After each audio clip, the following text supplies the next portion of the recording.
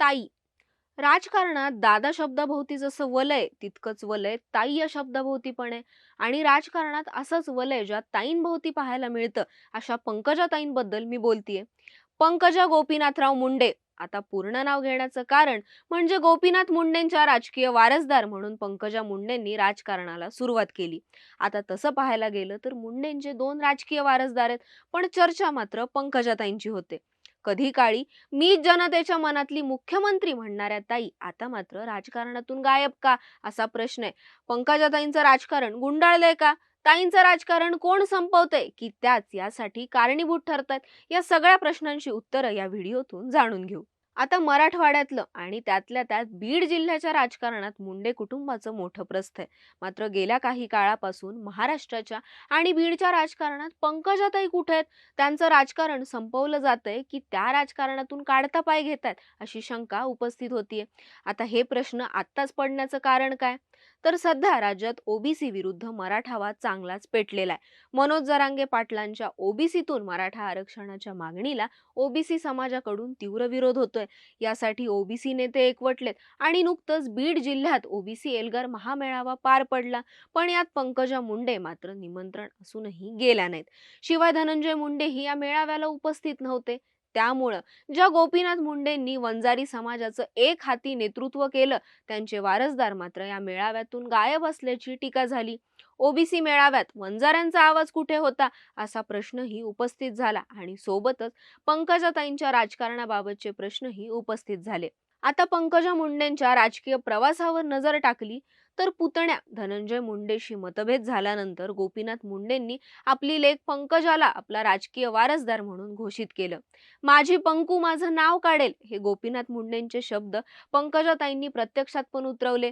गोपीनाथ मुंडेंच्या निधनानंतर पंकजा मुंडेंनी वडिलांचा वारसा पुढे हाकण्याचा प्रयत्न केला. त्यांच्या भावनिक हाकेला वंजारी समाजानं 2014 साली सादही दिली. 2014ला तत्कालीन मुख्यमंत्री देवेंद्र फडणवीसांच्या सरकारमध्ये त्यांना मंत्रिपदाची संधी मिळाली. मात्र गोपीनाथ मुंडेंच्या निधनानंतर पंकजाताईंनी पुन्हा संघर्ष यात्रा काढून पक्षाला सत्तेपर्यंत पोहोचवण्यासाठी योगदान दिलं. त्यामुळे त्यांच्या समर्थकांनी भावी मुख्यमंत्री असा दावा केला होता. आणि तसंच काहीसं पंकजाताई देखील एका कार्यक्रमात बोलताना म्हणाल्या.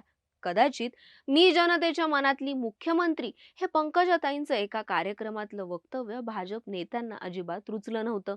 पुढे 2019ला आपल्याच भावाकडून पराभव झाल्यानं पंकजाताईंचं राजकीय स्थानही डळमळीत झालं. यानंतर पंकजाताईंच्या विरोधात राजकीय डावपेच होत असल्याची भावना पंकजाताईंच्या कार्यकर्त्यांच्या मनात वाढू लागली. मी जनतेच्या मनातली मुख्यमंत्री असे जाहीर वक्तव्य केल्यानंतर पक्षांतर्गत नेतृत्वाची स्पर्धा तीव्र झाल्याचं अनेक घटनांवरून दिसत होतं. 2019ला विधानसभा निवडणुकीत परळी विधानसभा मतदारसंघातून पंकजाताईंचा पराभव झाल्यानंतर त्यांनी पक्षातल्या नेत्यांनीच विरोधात उभे असणारे राष्ट्रवादीचे उमेदवार धनंजय मुंडे यांना रसद पुरवून आपला पराभव केल्याचा आरोप केला आणि पराभवाचं खापर पक्ष नेतृत्वावर फोडलं. तेव्हापासून राज्य पातळीवर पंकजा मुंडे आणि देवेंद्र फडणवीस यांच्यातला संघर्ष अधिक तीव्र झाला. आता पंकजाताई आणि देवेंद्र फडणवीसांच्या वादाला जुनी किनार आहे. मुख्यमंत्री असताना देवेंद्र फडणवीसांनी पंकजा मुंडेंचे पंख छाटण्यास सुरुवात केल्याचं राजकीय जाणकार म्हणतात. याचं उदाहरण म्हणजे जलयुक्त शिवारासारखी योजना त्यांच्या खात्याकडून काढून राम शिंदेंना देण्यात आली. पण पंकजा मुंडेंची राजकीय ताकद किती आहे? आता मुंडे आडनावाचं वलय आणि ओबीसी असल्यानं मराठवाड्यातल्या 7 ते 8 मतदारसंघात पंकजाताईंना मानणारा मोठा वर्ग आहे. त्यांची स्वतःची अशी वोट बँक आहे. त्या मास लीडर आहेत. त्यामुळे पंकजाताई याआधीही देवेंद्र फडणवीसांसाठी आव्हान होत्या आणि पुढेही असतील. यामुळेच बहुधा त्यांना विधान परिषदेचं तिकीट नाकारण्यात आलं असावं, असंही म्हणतात. एकूणच काय, तर समाज त्यांच्या मागे आहे आणि त्या निवडणुकीत जिंकल्या नाहीत तर समोरच्याला पाडण्याची धमक त्या ठेवतात. त्यामुळे जाणीवपूर्वक त्यांचं राजकारण संपवण्याचा, त्यांचे पंख छाटण्याचा प्रयत्न होतो, हे आरोप कुठेतरी बरोबर ठरतात. सध्या सगळीकडे लोकसभा निवडणुकांची रणधुमाळी आहे. राष्ट्रवादीचा एक गटही भाजप आणि शिंदे गटाच्या सरकारमध्ये सामील झालाय.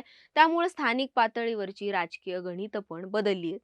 गेल्या निवडणुकात एकमेकांच्या विरोधात लढलेले पंकजाताई आणि धनंजय दादा आज एकाच युतीत आहेत. त्यामुळे तिकीट वाटपावरून काही वेगळं राजकारण होऊ शकतं आणि त्याची सुरुवातही झालीय.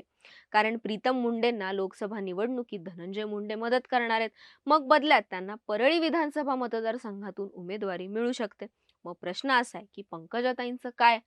काही महिन्यांपूर्वी रंगलेल्या चर्चांप्रमाणे त्यांना शेवगाव पाथर्डी विधानसभा मतदारसंघातून उमेदवारी मिळणार की राजकीय डावपेचांमुळे त्यांचा पत्ता कट होणार? आणि यंदा त्यांना उमेदवारी नाकारली तर त्यांचं राजकीय भवितव्य काय असेल असा सवाल आहे. मग आता इथं प्रश्न असा आहे की पंकजाताई गप्प का? पंकजाताई मास लीडर आहेत. मोठ्या प्रमाणात समाज त्यांच्या पाठीशी आहे. मग ओबीसी मेळाव्यातून म्हणा किंवा अजून काही, पंकजाताई सक्रिय राजकारणात पुढे का येत नाहीयेत? ओबीसी मेळाव्यातल्या त्यांच्या अनुपस्थितीमुळे त्यांच्या वोट बँकेवर परिणाम होण्याची पण शक्यता आहे.